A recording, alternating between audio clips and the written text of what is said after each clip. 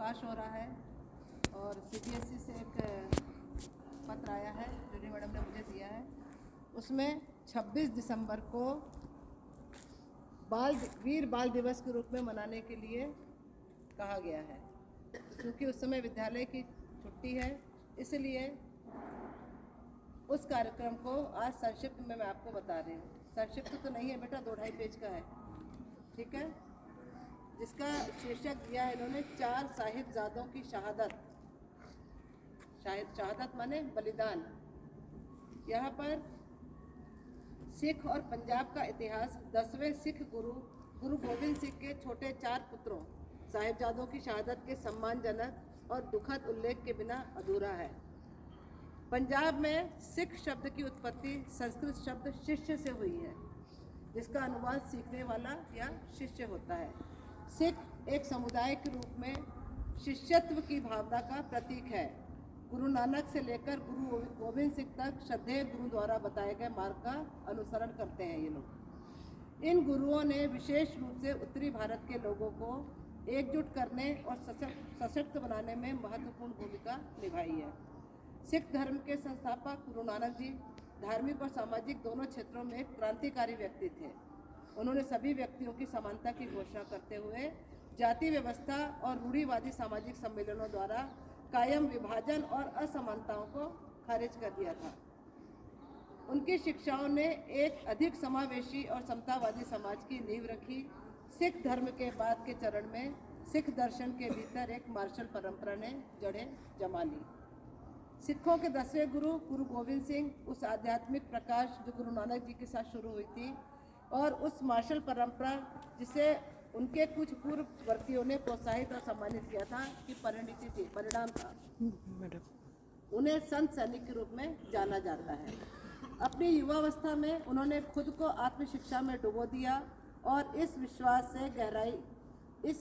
से गहराई से प्रभावित हुए कि भगवान ने धार्मिकता को बनाए रखने और बुराई से लड़ने के लिए उद्धारकर्ताओं को भेजा है। उस समय देश में लोग धार्मिक और राजनीतिक अत्याचारों से पीड़ित थे, प्रभावित थे। लोगों को इस अत्याचार से बचाने के लिए एक निजी पहल, निजी माने पर्सनल, की और खालसा पंथ की स्थापना की।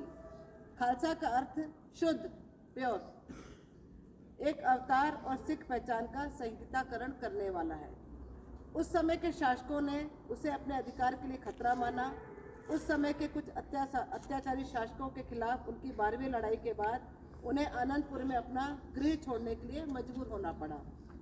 यह बादशाह से संदेश मिलने पर कि यदि गुरुजी आनंदपुर के किले को खाली कर दें तो लड़ाई बंद कर दी जाएगी और उन्हें तथा उनके सिखों को कोई नुकसान नहीं होगा। उसके पश्चात उन्होंने अपना आनंदपुर का किला खाली कर दिया था, घर। लेकिन यह धोखे का खेल था। गुरुजी और उनकी टुकड़ी मुश्किल से आगे बढ़ी थी कि उन लोगों को रोक लिया गया और उन्हें सुरक्षित प्रस्थान जाने का आश्वासन दिया, लेकिन ऐसा हुआ नहीं था। गुरुजी के सबसे बड़े पुत्र अजीत सिंह ने लगातार पीछा करने वालों के खिलाफ नेतृत्व किया। उदय सिंह जी जो असाधारण योद्धा थे, उन्होंने भी कमान संभाली और दुश्मन को हरा दिया। इस बीच गुरुजी कड़ाके की ठंड में खतरनाक उफनती हुई सिरसा नदी के किनारे पहुंचे। दुश्मन के लगातार पीछा करने से सिख टुकड़ी जो थी वो बहुत जोरदार सर्दी थी उस समय, उसमें तितर बितर हो गई, यहाँ वहाँ बिखर गई। बर्फीले पानी में कुछ सिखों की जान चली गई, जबकि बचे लोग इधर उधर बिखर गए। गुरुजी की माँ गुजर गई अपने छोटे बेटों जोरावर सिंह और फतेह सिंह के साथ। अचानक घर के पुराने नौकर गंगू से मिली, जिन्होंने उन्हें सुरक्षित रूप से अपने गांव तक ले जाने का वादा किया। इसके साथ ही दिल्ली के एक वफादार सिख ने गुरु की पत्नी को सुरक्षा की ओर ले जाने की पेशकश की। गुरुजी की टुकड़ी घटकर 40 सिखों और उनके 2 बड़े बेटों अजीत सिंह और जुझार सिंह तक रह गई। मतलब काफ़ी लोग मर गए थे, कुछ इधर उधर बिखर गए थे।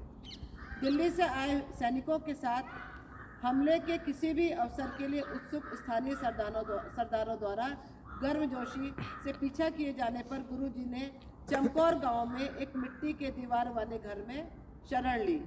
उन्होंने तत्कालीन किले के प्रत्येक पक्ष को कवर करने के लिए अपनी छोटी सेना को टुकड़ियों में बांट दिया। रक्षा